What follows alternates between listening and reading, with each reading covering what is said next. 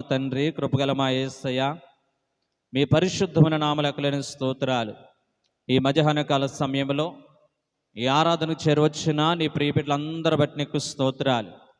అయ్యా, కొద్ది నిమిషాలు నీ వాక్యాన్ని ధ్యానిస్తూ ఉండగా వినగల చెవిని, గ్రహించగల మనసు మాకు అందరికీ దయచేయమని, వాక్యం ధారాళంగా రాకుండా ఆటంకపరిచే ప్రతి దురాత్మను ప్రారదోలి వాక్యాన్ని విని వాక్య ప్రకారంగా మా జీవితాలు సిద్ధపరిచిన కృపమ్మని, ఈ శబ్దాంతరం ద్వారా ఎందరైతే వాక్యం వింటున్నారో వారందరినీ, వాళ్ళ కుటుంబాలని మీరు దీవించి ఆశీర్వదించి నీ నిత్య రాజ్యము కొరకు సిద్ధపరచమని యేసునామమును బట్టి అడుగుచున్నాము తండ్రి, ఆమేన్.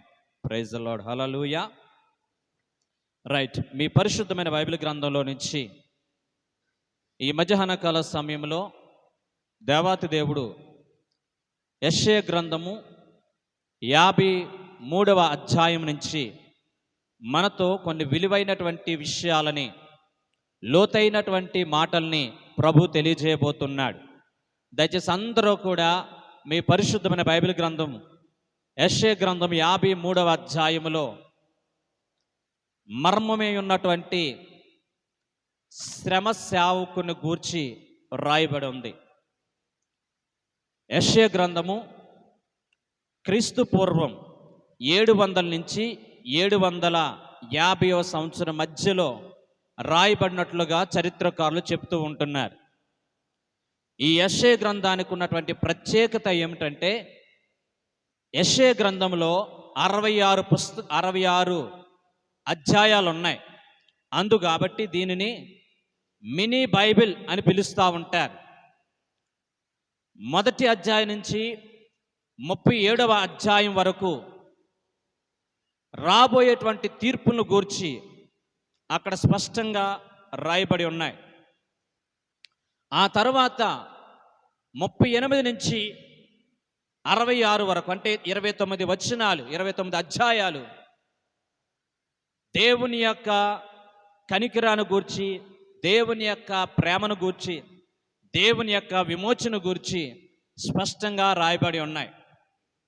అయితే ఈ 53వ అధ్యాయం యెషయా గ్రంథము 52:13 వచనం నుంచి 53వ అధ్యాయం 12వ వచనం వరకు కూడా ఒక సేవకుని గురించి, శ్రమనొందిన సేవకుని గురించి ప్రత్యేకంగా వివరించడం జరిగింది. అసలు ఈ శ్రమనొందినటువంటి సేవకుడు ఎవరు, ఎవరిని గూర్చి యెషయా గ్రంథకర్త తన ప్రవచన గ్రంథంలో ప్రవచించాడు.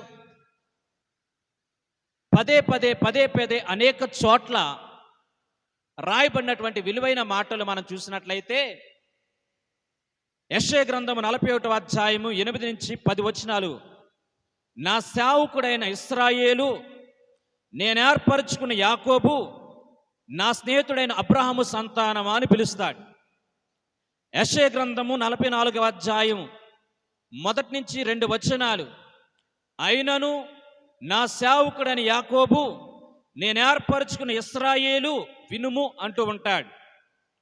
యెషయా గ్రంథము 44వ అధ్యాయము 21వ వచనములో 21వ వచనం, యాకోబు, ఇశ్రాయేలు, వీటిని జ్ఞాపకం చేసుకునుము, నీవు నా సేవకుడవు, నేను నిన్ను నిర్మించి తిని. ఇశ్రాయేలు, నీవు నా సేవకుడవి ఉన్నావు, నేను నిన్ను మరిచిపోజాలను. 45వ అధ్యాయము, నా సేవకుడైన యాకోబు నిమిత్తం అని రాయబడి ఉంది. 49వ అధ్యాయం 3వ వచనం, ఇశ్రాయేలు, నీవు నా సేవకుడవు, నీలో నన్ను మహిమపరుచుకుందును.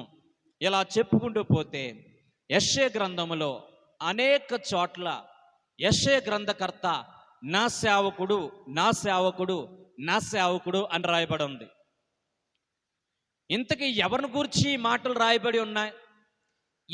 ఈ 53వ అధ్యాయంలో శ్రమ పడుతున్నటువంటి సేవకుడు ఎవరు అని మనం జాగ్రత్తగా ఆలోచిస్తే, ఖచ్చితంగా ఈ రోజున బోధించేటువంటి నాకు, వింటున్నటువంటి మనకి దేవుని వాక్యం పట్ల సరైనటువంటి అవగాహన ఖచ్చితంగా అవసరం. అందుకనే వాక్యం ప్రారంభమయ్యే ముందు ప్రతి దైవ సేవకుడు చేసేటువంటి ప్రార్థన, గ్రహించే మనసు మాకు దయచే ప్రభు అంటూ ఉంటారు. ఈ రోజున మనం ఎంత పరిచర్య చేసినా, ఎన్ని సంఘాలు కట్టినా, ఎన్ని విలువైన వాక్యాలు బోధించినా, ఎంత మంచి సంఘంలో మనం పాతికిపోయినా, ఖచ్చితంగా మనం గ్రహించలేని మనసు లేకపోతే, గ్రహించే మనసు మనకు లేకపోతే, ఆ వాక్యం మన జీవితాలలో క్రియ జరిగించదు అనే విషయాన్ని మనం విన్నట్లయితే, పరిశుద్ధమైన బైబిల్ గ్రంథంలో లూకా శుభవార్త 18వ అధ్యాయము 31 నుంచి 34 వచనాల వరకు మనం జాగ్రత్తగా చదివితే, దేవాతి దేవుడు తన దగ్గర ఉన్న 12 మంది శిష్యుల్ని పిలిచాడు. మనమందరము కూడా యెరూషలేము వెళ్ళబోతున్నాం. యెరూషలేముకు వెళ్ళిన తర్వాత సేవకుడైనటువంటి తన సేవకుని గురించి చెప్పబడినటువంటి ఆ ప్రవచనాలన్నీ కూడా నెరవేర్చబడతాయి. మనుష్య కుమారుడు అన్యజనుల చేతికి అప్పగించబడతాడు, మనుష్య కుమారుణ్ణి సిలువేస్తారు, చంపుతారు, అప్పుడు ఈ మనుష్య కుమారుడు 3వ దినాన్న తిరిగి లేస్తాడు అని చెప్పి, ఇది మూడోసారి, ఒకటోసారి కాదు, రెండోసారి కాదు, 3వ పర్యాయము తన శిష్యులందరికీ 12 మంది కూడా కూర్చుని పెట్టుకుని చక్కగా వివరిస్తే, అక్కడ రాయబడిన మాట ఏంటో తెలుసా? వారు దానిని గ్రహించకపోతిరి. అంతేనా? చదవండి ఆ మాట. ఆయన తన 12 మంది శిష్యులను పిలిచి, ఇదిగో యెరూషలేముకు వెళ్ళుచున్నాము, మనుష్య కుమారుని గూర్చి ప్రవక్తల చేత రాయబడిన మాటలన్నీ నెరవేర్చబడును, అయినను ఆయన అన్యజనులకు అప్పగించబడును. వారు ఆయన అపహాసించి అవమానపరిచి ఆయన మీద ఉమ్మువేసి ఆయన కొరడాలతో కొట్టి చంపుదురు, 3వ దినాన ఆయన మరలా లేచునని చెప్పాను. వారు ఈ మాటల్లో ఒక్కటైనను గ్రహింపలేదు. ఈ సంగతి వారికి మరుగు చేయబడను గనుక ఆయన చెప్పిన సంగతులు వారికి బోధపడలేదు. చూడండి ఎంత దారుణమైన పరిస్థితో.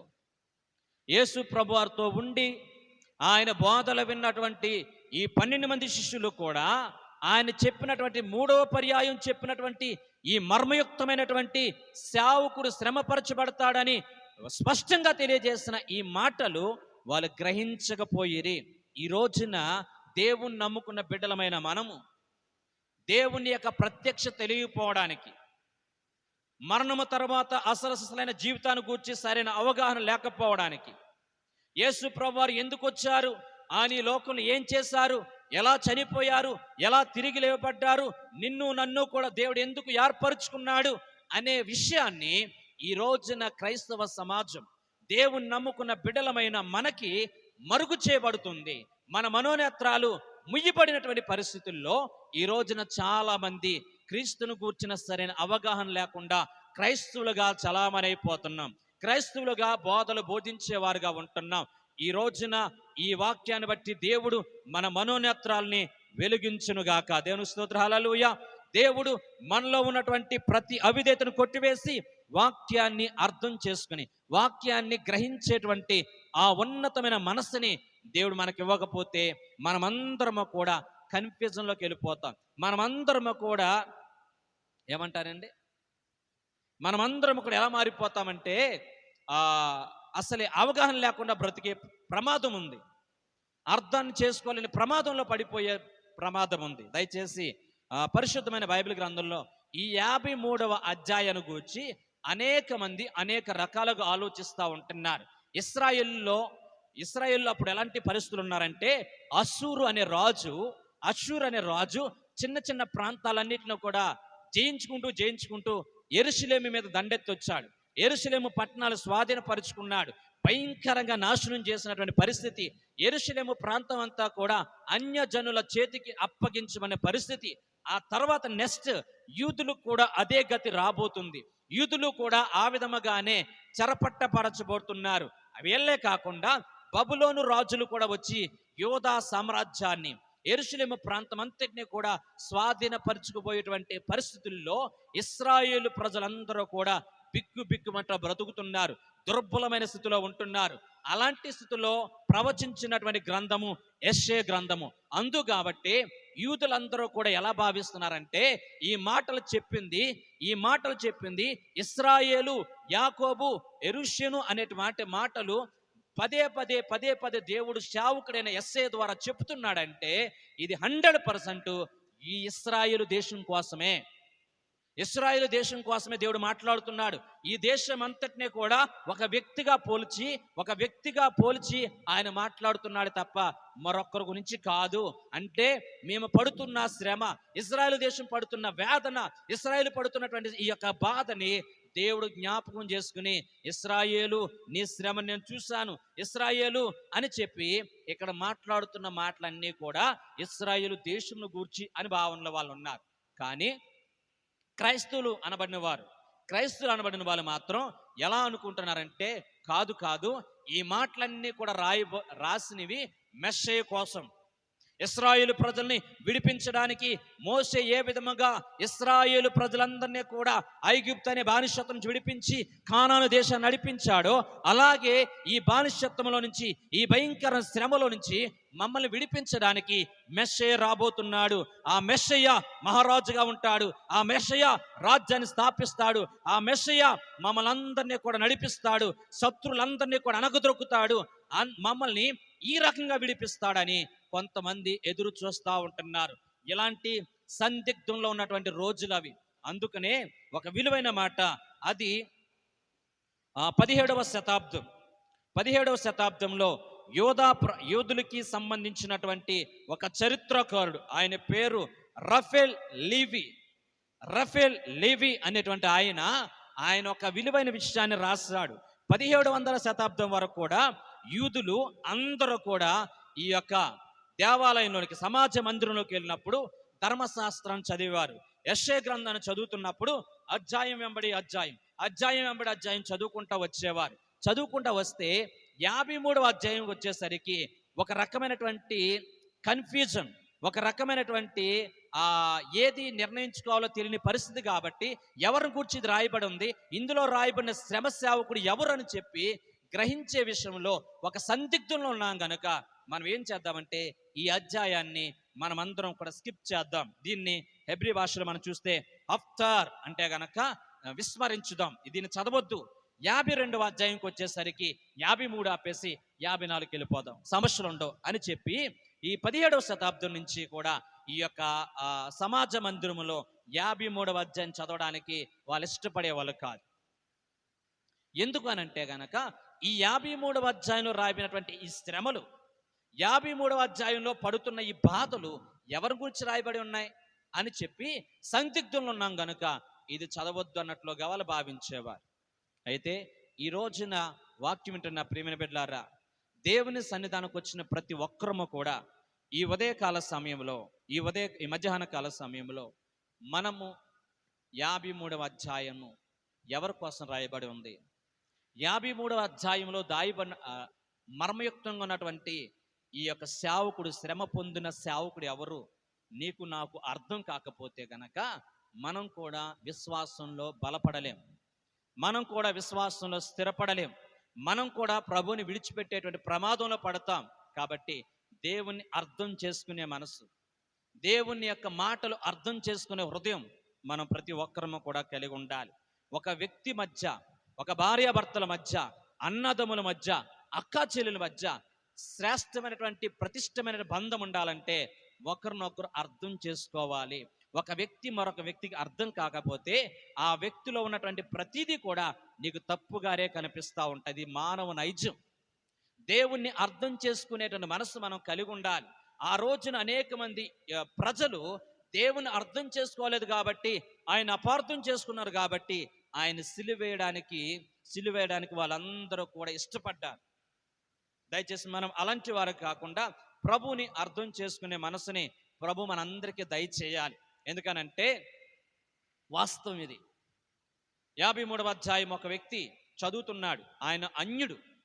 ఎవరని చూసినట్లయితే కనుక అపోస్తుల కార్యములు 8వ అధ్యాయం, అపోస్తుల కార్యములు 8వ అధ్యాయం 36 నుంచి 40 వచ్చిన వరకు చదువుకుందాం. అపోస్తుల కార్యములు త్వరగా 8వ అధ్యాయం 36 నుంచి, వారు త్రోవలో వెళ్ళుచుండగా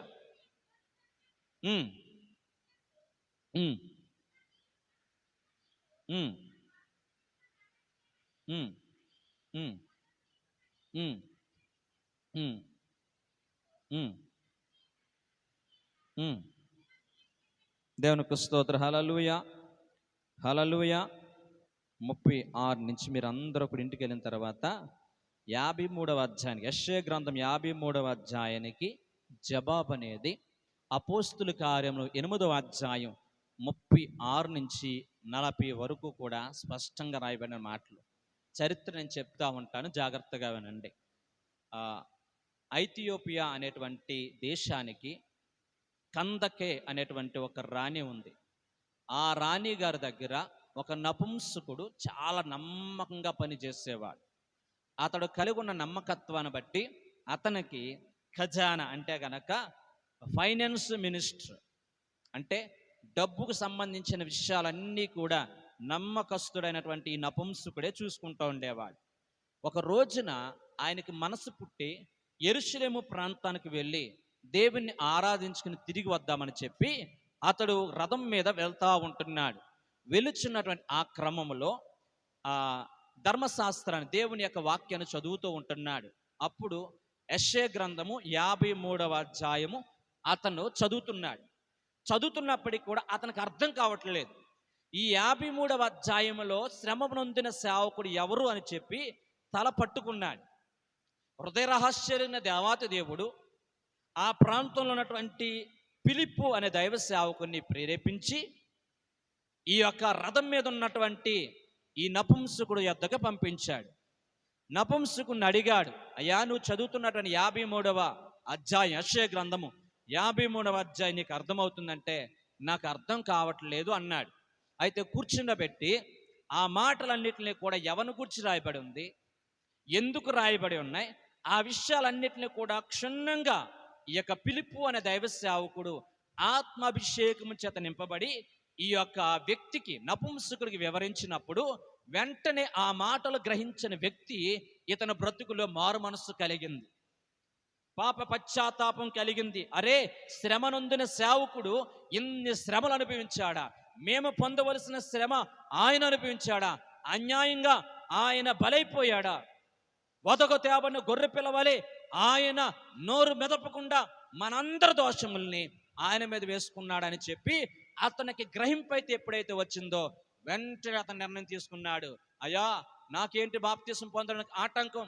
నేను మానవరస పొందుతున్నాను, నాకు అదిగో నీళ్ళున్నాయి, నాకు బాప్తిసం ఇవ్వండి అని చెప్పి వెళ్ళి వెంటనే బాప్తిసం పొందాడు, మారు మనసు పొందాడు, రక్షించబడ్డాడు.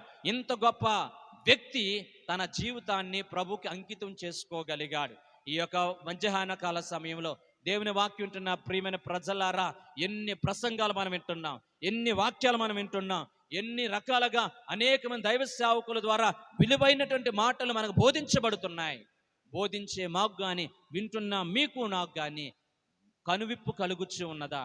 పరిశుద్ధాత్మ దేవుడు మనలో క్రియ జరిపించి ప్రతి వాక్యాన్ని కూడా గ్రహించేటువంటి జ్ఞానం నీకు ఇస్తే గనక ప్రభువుని అర్థం చేసుకోగలుగుతా, ప్రభుతో ఐక్యపరచబడగలుగుతా.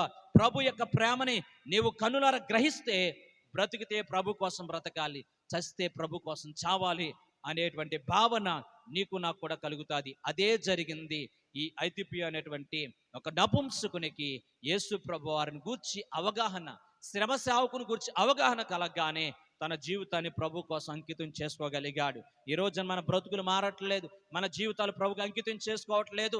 ఎన్ని వాక్యాలు వింటున్నా కానీ వర్షం కురిసినట్లుగా, వర్షం కురిసి వెలిసిపోయినట్లుగా మన జీవితాలు ఉండడానికి ప్రధాన కారణము పరిశుద్ధాత్మ మనలో క్రియ జరిపించట్లేదు అనే విషయాన్ని గమనించండి. ఈ పరిశుద్ధమైన బైబిల్ గ్రంథం ఒక గని లాంటిది, ఒక నిధి లాంటిది. ఎన్ని వాక్యాలు ఎంతమంది దైవ సేవకుల ద్వారా చక్కగా వివరించబడుతున్నప్పుడు వాటిని గ్రహిస్తే గనక నా జీవితాలు ప్రభుకి అంకితం చేసుకునేటువంటి మనస్తత్వం అనేది మనం కలిగి ఉంటాం. దేవునికి స్తోత్రం, హల్లెలూయా.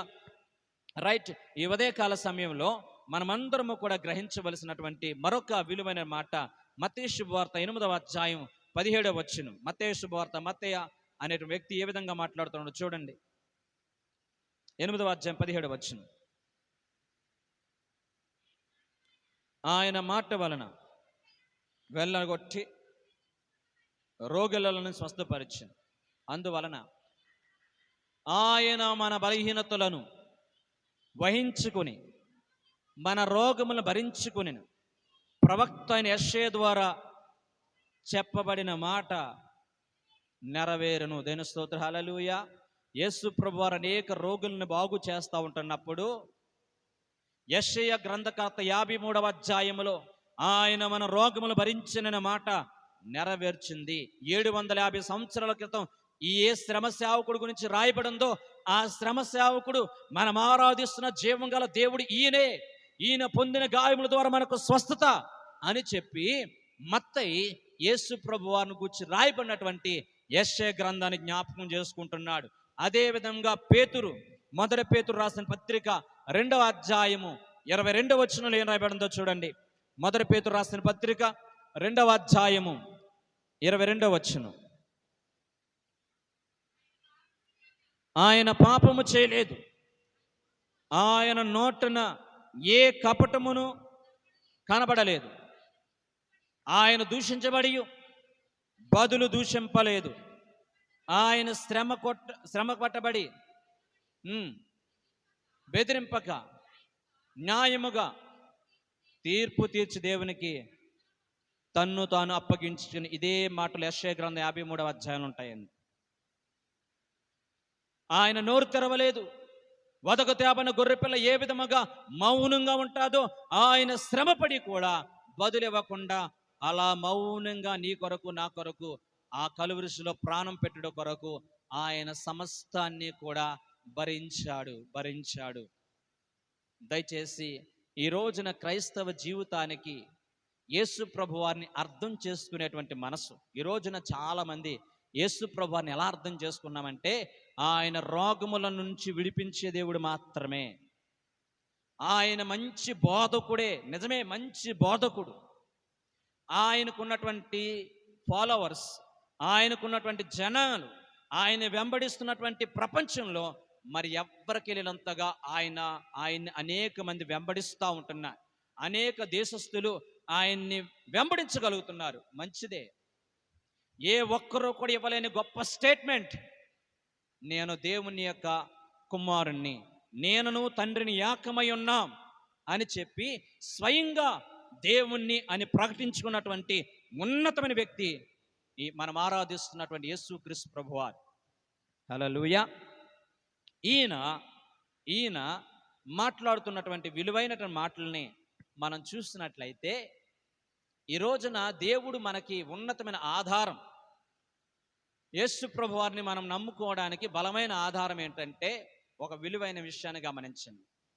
ప్రపంచంలో గణిత శాస్త్రంలో ఉన్నతమైనటువంటి పేరుగాంచినటువంటి గొప్ప scientist blaze pascal, physics, hydraulic system ఇవన్నీ కూడా తెలిసిన వాళ్ళందరికీ కూడా తెలుసు, తమ్ముళ్ళందరూ కూడా తెలుసు అనుకుంటా.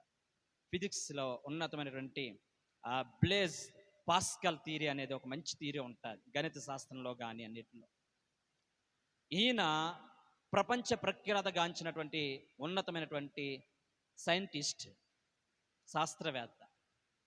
ఆయన బ్రతికింది 39 సంవత్సరాలు మాత్రమే. ఆయన చేసిన సేవలు, ఆయన కనిపెట్టినటువంటి ఆవిష్కరణ ప్రపంచాన్ని శాసిస్తుంది ఈరోజు కూడా.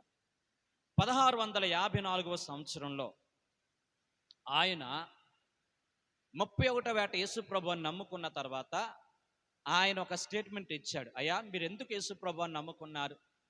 ఆయన నమ్ముకోవడానికి బలమైన ఆధారం ఏంటి నీ జీవితంలో జరిగింది అని అంటే, నా కాలు నొప్పి తగ్గింది, చేనొప్పి తగ్గింది, దేవుడు నాకు మంచి జ్ఞానం ఇచ్చాడు, నేను అది కనిపెట్టి ఇది కనిపెట్టాను అనలేదు. నేను ప్రభువుని నమ్ముకోవడానికి బలమైనటువంటి కారణం ఏంటంటే పాత నిబంధన గ్రంథములో, ఓల్డ్ టెస్టిమెంట్లో యేసు ప్రభువుని గూర్చి ఏదైతే ఏ ప్రవక్తలైతే ప్రవచించారో ఆ ప్రవచనాలన్నీ కూడా నూతన నిబంధన గ్రంథములో యేసు ప్రభువారి ద్వారా నెరవేర్చబడినటువంటి ఆ మాటలు బట్టి నేను ప్రభువుని సంపూర్ణంగా విశ్వసించాను. అంటే అక్కడ విలువైన మాట, అక్కడ రాయబడిన మాట, నమ్మకములో యేసు ప్రభువుని గూర్చి రాసిన ప్రసిద్ధి వాక్యము ప్రతిదీ కూడా ఏంటంటే గనక ఆయన అబ్రహాము దేవుడు, ఇస్సాకు దేవుడు, యాకోబు దేవుడు, నాకు చాలని దేవుడు. ఈ మాట నన్ను ఎంతగానో హత్తుకుంది. పాత నిబంధన గ్రంథం అంటే యేసు ప్రభువానికి ఒక ఛాయగా ఉంది. ఓకేనా? నేను ఒక మాటను చెప్తాను. మన సంఘంలో చాలామంది బిల్లర్స్ ఉన్నారు, చాలామంది కాంట్రాక్ట్ చేసే వాళ్ళు ఉన్నారు. ఎవరైనా కానీ కాంట్రాక్ట్ చేసేటప్పుడు, ఒక బిల్డింగ్ కట్టేటప్పుడు ఏం తీసుకొస్తారు వాళ్ళ దగ్గరికి? ఒక నమూనా తీసుకొస్తుంది. దాన్ని ఏమంటారు? ప్లానింగ్. అంతే కదండి. ఆ పేపర్ తీసుకొచ్చి ఇలా పెట్టి, ఇదిగో ఇక్కడ బెడ్రూమ్ వస్తుంది, ఇక్కడ హాల్ వస్తుంది, ఇక్కడ కిచెన్ వస్తుంది, ఇక్కడ మెట్లు వస్తాయి, సెకండ్ ఫ్లోర్ ఇలా ఉంటాయి, థర్డ్ ఫ్లోర్ ఇలా ఉంటుంది అని చెప్పి ఇంజనీర్ దగ్గరికి వెళ్ళొచ్చి ఏం తీసుకొస్తారు మీరు? ప్లానింగ్ తీసుకొస్తారు. ఓకేనా? ఆ ప్లానింగ్ అయిపోయిన తర్వాత 2-3 నెలలు అయిపోయిన తర్వాత అక్కడ మంచి ఇల్లు కట్టేసి ఇల్లు ఓపెనింగ్కి వెళ్ళేసరికి ఈ ప్లానింగ్ ఎలా ఉందో ఇల్లు అలాగే ఉంటుంది. అవునా కదండి? ఈ ప్లానింగ్ ఎలా ఉందో ఇల్లు అలాగే ఉంటుంది. ఈ ప్లానింగ్ చెప్పేటప్పుడు మనకేమి ఉండదు అక్కడ. ఇలా ఉంటుంది, ఇలా ఉంటుంది, ఇలా ఉంటుంది అంటని చెప్తాం. కానీ స్వయంగా మనకు కనిపించినప్పుడు ఈ ప్లానింగ్ ఎలా ఇవ్వబడిందో అలాగే ఇల్లు కట్టబడతాయి. అలాగే పాత నిబంధన గ్రంథం అనేది క్రొత్త నిబంధన గ్రంథానికి ఒక ఛాయి లాంటిది. పాత నిబంధన గ్రంథంలో యేసు ప్రభువును గూర్చి ఏ మాటలైతే ప్రవచించారో అనేక మంది ప్రవక్తలు, ఆ ప్రవచనాలన్నీ కూడా క్రొత్త నిబంధన గ్రంథంలో యేసు ప్రభు వారి జీవితం నెరవేరినాయి. కాబట్టి ఆయన అంటాడు, మనిషి కుమారుని గూర్చి ప్రవచించిన ప్రవచనాలు నెరవేర్పు నిమిత్తమై మనం యెరూషలేము వెళ్తున్నాం. యెరూషలేములో మనిషి కుమారుణ్ణి శత్రువుకి, ఆ అన్యజనులకు అప్పగించబడతారు, వాళ్ళు సిలువేస్తారు, చంపేస్తారు. ఇవన్నీ కూడా ప్రవచనాలు. 53వ అధ్యాయములో, యెషయా గ్రంథం 53వ అధ్యాయంలో రాయబడినటువంటి ప్రవచనాలు ఒక్కొక్కటి మనం జ్ఞాపకం చేసుకుందాం. అందులో మొట్టమొదటిది ఆ సేవకుడు. ఎవరి గురించి రాయబడి ఉందండి? సేవకుడు. ఆ సేవకుడు ఎవరు అని చూస్తే మనం ఆరాధిస్తున్న యేసుక్రీస్తు ప్రభువారు. ఎవరండి? మనం ఆరాధిస్తున్న యేసుక్రీస్తు ప్రభువారు మెస్సయ్య. ఇశ్రాయేలు ప్రజలందరూ అనుకున్నట్లుగా ఆయన అజానుభావుడిగా రాలేదు. ఇశ్రాయేలు ప్రజలందరూ ఊహించినట్లుగా ఆయన ఖడ్గం పట్టుకుని రాలేదు. ఇశ్రాయేలు అందరూ ఊహిస్తున్నట్లుగా ఆయన రథం మీద రాలేదు. ఆయన దీనుడిగా వచ్చాడు. ఆయన దీనుడిగా వచ్చాడు. ఆయన ఎలా కనపడుతున్నాడంటే సొగసైనను స్వరూపమైనను లేనివాడుగా కనపడుతున్నాడు. ఆయన అపీరెన్స్ చూసి ఈయన మనం విడిపించేది, ఈయన కొన్ని సంవత్సరాలుగా, కొన్ని వందల సంవత్సరాలుగా ఎదురు చూస్తున్న మెస్సయ్య, ఈయన మనం విడిపించేది అన్నట్లుగా ఆశ్చర్యంగా చూస్తున్నాం. అందుకనే చదవండి, సొగసైనను స్వరూపం 53వ అధ్యాయము 2వ వచనం. యెషయా గ్రంథం 53వ అధ్యాయం 2వ వచనం. అతనికి స్వరూపమైనను సొగసైనను లేదు, అతన్ని చూసి అపేక్షించినట్లుగా అతని యందు స్వరూపమేమీ లేదు. రాజుగా ఉండేటువంటి ఉన్నతమైన ద్రారుద్యం కలిగిన వ్యక్తి కాదు, బలసవుడు కాదు. ఈ రోజున మెస్సయ్య ఎలా కనపడుతున్నాడంటే సొగసైనను స్వరూపమైన లేనివాడిగా కనపడుతున్నాడు. యేసుప్రభు వారు సిలువ వేసి ఆ మండు టెండలో ఆయన్ని అలా వేలాడదీస్తూ ఉంటున్నప్పుడు చూసిన అనేక మంది ఆయనందు సొగసైనను స్వరూపమైనను లేదు. అందరూ అనుకుంటున్నారు ఆయన బాహ్య రూపాన్ని చూసి, ఆయన కలిగి ఉన్నటువంటి స్థితిని చూసి అనేక మంది గుర్తుపట్టడానికి అవకాశం లేనంతగా ఆయన కనిపిస్తూ ఉంటున్నారు శ్రమశ్రావకుడు. అనేక మంది గుద్దుతున్నారు, తన్నుతున్నారు, గడ్డం పట్టుకుని పీకుతున్నారు, రక్తమంతా కూడా ఏరులై పారుతూ ఉంది, ముళ్ళ కిరీటం పెట్టబడి ఉంది. అలాంటి సమయంలో ఈ యొక్క మనుష్య కుమారుడు పాలెం వెలుపట గొల్గాతు అనేటువంటి పాలెనికి వెలుపున ఉన్నటువంటి ఆ గొల్గాతు కొండ మీద, కపాలం అనేటువంటి కొండ మీద ఆయన సిలువ వేసినప్పుడు ఆ సిలువలో ఆయన స్వరూపము చూసిన వారందరూ కూడా ఆశ్చర్యపోతూ ఉంటున్నారు. అరెరే, ఈ మెస్సయ్య మనం విడిపిస్తాడనుకున్నాం, కానీ ఆయనే రక్షించుకోలేకపోతున్నాడు. మెస్సయ్యని ఎదురు చూసాం, ఆయనే కాపాడుకోలేకపోతున్న ఈయన మనల్ని ఎలా కాపాడుతాడు? మనం అనుకున్నట్లుగా, మనం ఎదురు చూసినట్లుగా ఈయన శ్రమ సేవకుడు కాదు, మనం ఎదురు చూసిన వ్యక్తి ఈయన కాదు, మనం విడిపించే వ్యక్తి ఈయన కాదని చెప్పి ప్రజలందరూ కూడా ఆశ్చర్యంగా ఆయన చూస్తూ ఉంటున్నారు. అందుకనే భక్తుడైనటువంటి మత్తయి ఇలా రాస్తాడు 27వ అధ్యాయం 39వ వచనములో. అలాగే ఏప్రిల్ రాసిన పత్రిక 13వ అధ్యాయం 13వ వచనంలో పాలెము ఎదుట ఆయన శ్రమ పడిన ఉంటుందండి. ఎక్కడండి?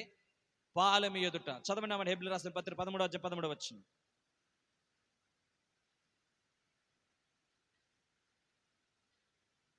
త్వరగా ఏప్రిల్ రాసిన 13. కాబట్టి శిబిరం వెలుపులకి ఉమ్, ఉమ్.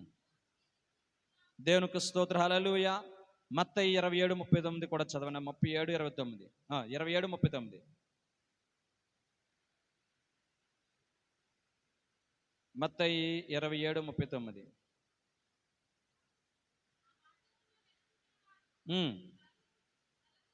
తల ఊపుచ్చు. ఆ, ఉమ్, ఉమ్, ఉమ్, ఉమ్, ఉమ్, ఉమ్, ఉమ్. Praise the Lord. చూడండి ఎంత బాధాకరం విషయంలో. దేవాలయాన్ని పడగొడతానన్నాడు, మూడు రోజుల్లో కడతానన్నాడు.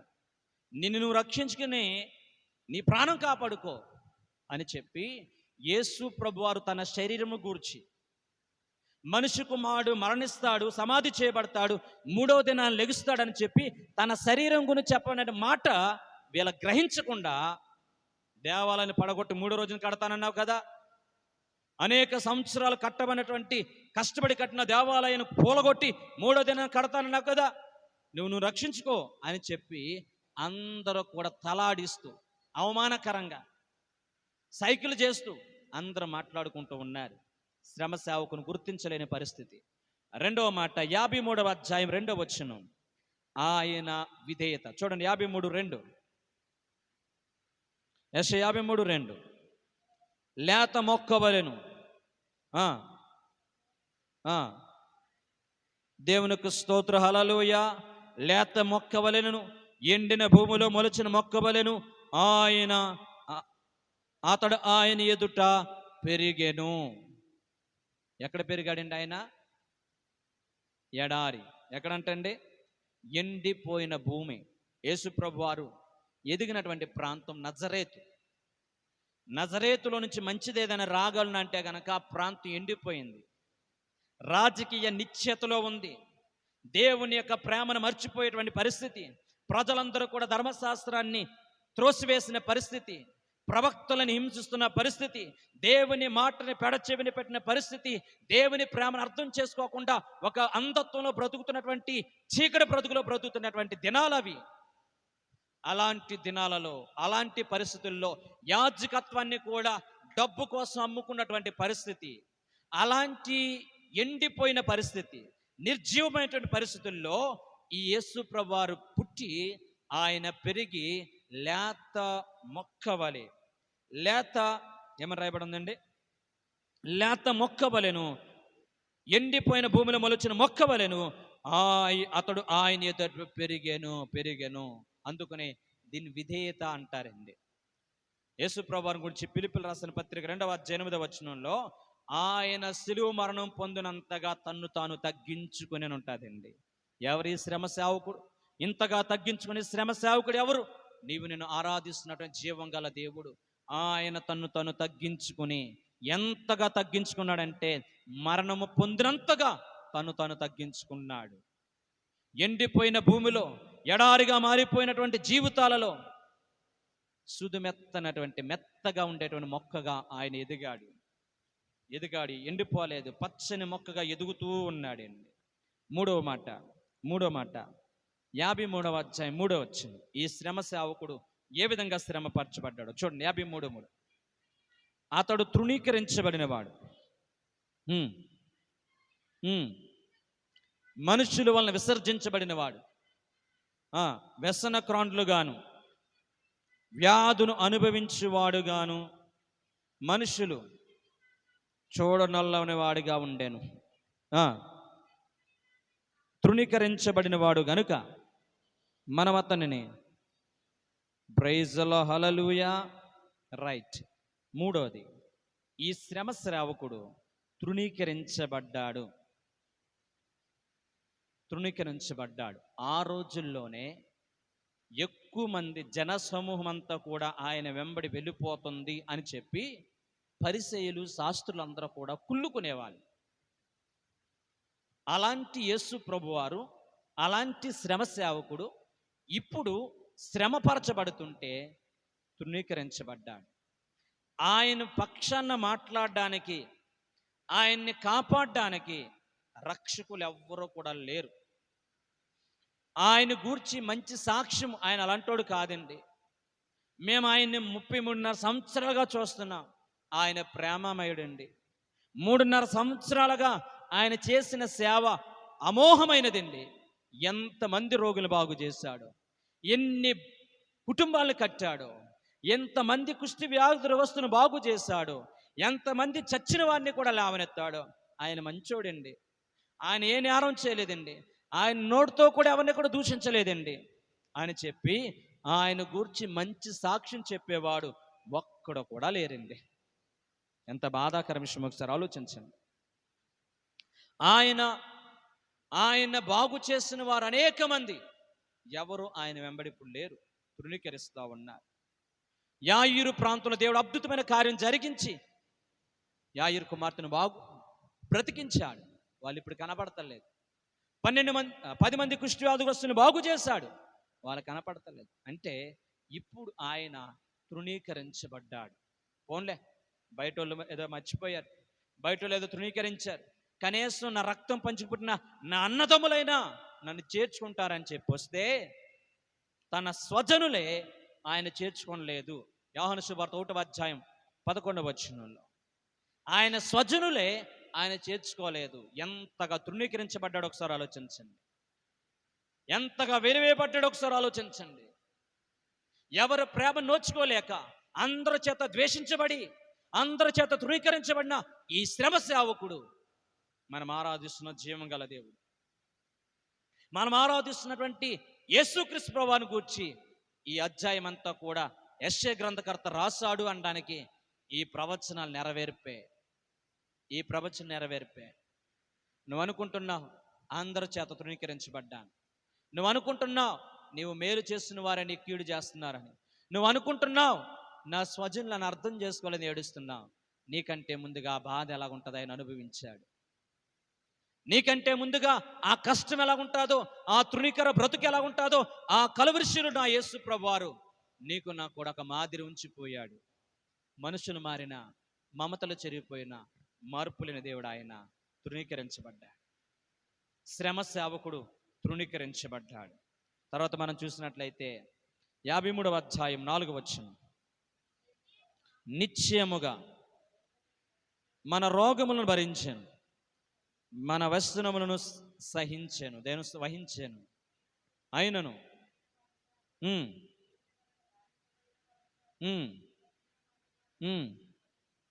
దేవునికి స్తోత్ర, హల్లెలూయా.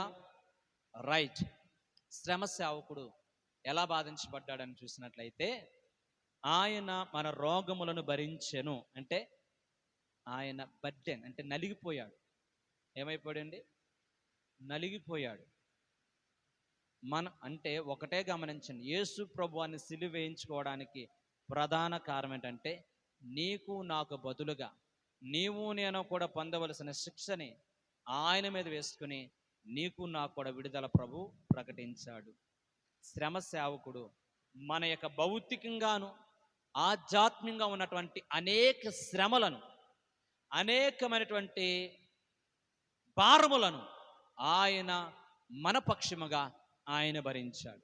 శ్రమ సేవకుడు నీ యొక్క భౌతికమైనటువంటి, నా భౌతికమైనటువంటి, ఆధ్యాత్మికమైనటువంటి ప్రతి భారములను కూడా ఆయన కలువరిశిలులో మన కొరకు ఆయన ఏం చేశాడంటే భరించాడు. శ్రమ సేవకుడు భరించాడు. తర్వాత మనం చూసినట్లయితే గనక ఆయన భౌతికంగా బాధించబడ్డాడు. 53వ అధ్యాయం 5వ వచనం, మన అతిక్రమ క్రియలను బట్టి అతడు గాయపరచబడెను, మన దోషమును బట్టి. ఎంత బాధాకర విషయం చూడండి, మన దోషమును బట్టి ఆయన నలగొట్టబడ్డాడు. దేవునికి స్తోత్రం. మన యొక్క అతిక్రమమును బట్టి ఆయన గాయపరచబడ్డాడు. నీ చేతులతో నా చేతులతో చేసిన పాపమును బట్టి ఆయన చేతులు గాయమైనవి. మన కాళ్ళతో చేసిన అతిక్రమాలను బట్టి ఆయన కాళ్ళకు మేకులు దిగబడినాయి. మన తలంపుల్లో తలంచిన ఆలోచన బట్టి ఆయన తల మీద ముళ్ళ కిరీటం పెట్టబడింది. మన కొరకు ఆయన మన అతిక్రమలను బట్టి ఆయన ఏమయ్యాడంటే గాయపరచబడ్డాడు. మన దోషములను బట్టి ఆయన నలగొట్టబడ్డాడు. ఆయన ఏమయ్యాడండి?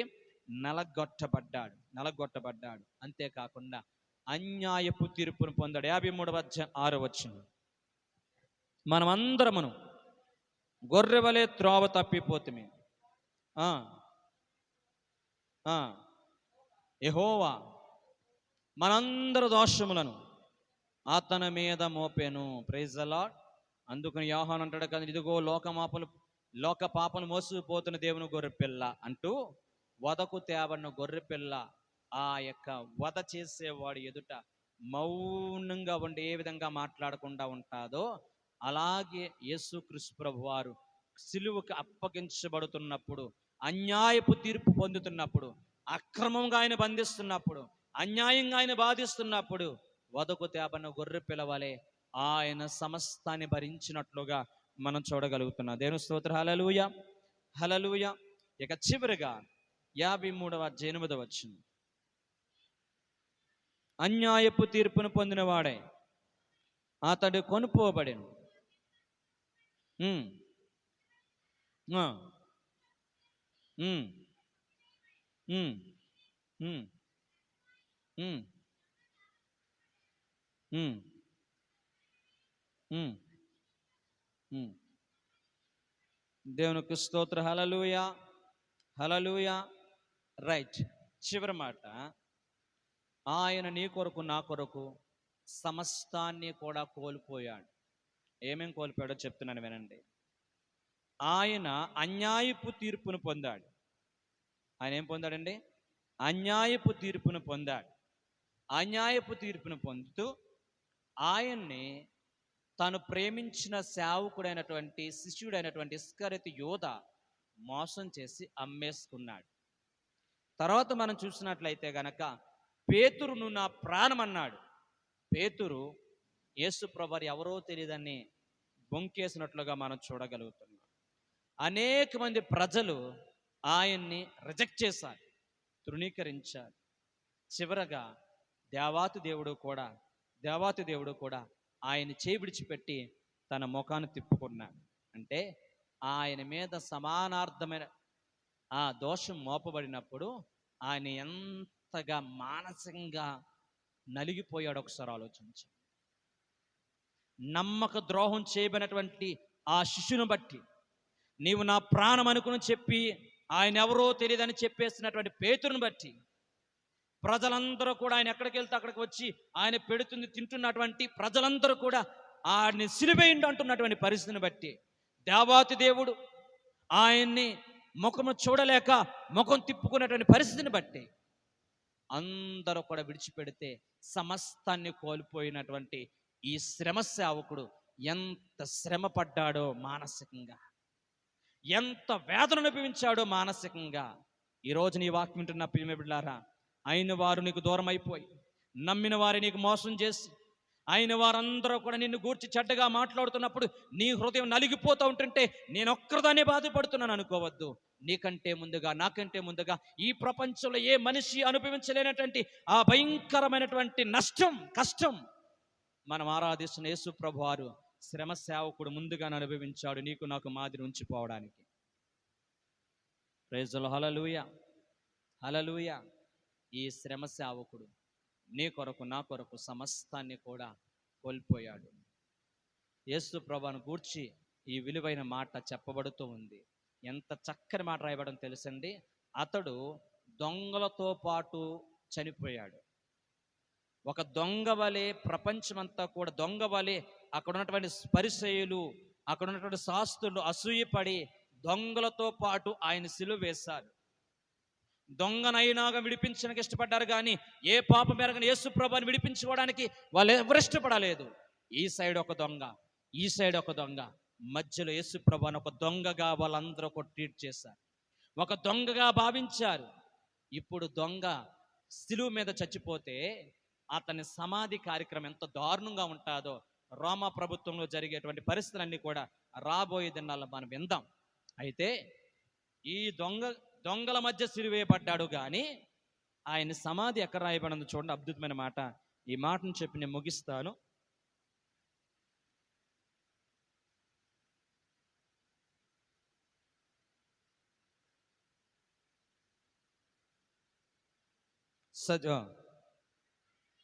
ఉమ్.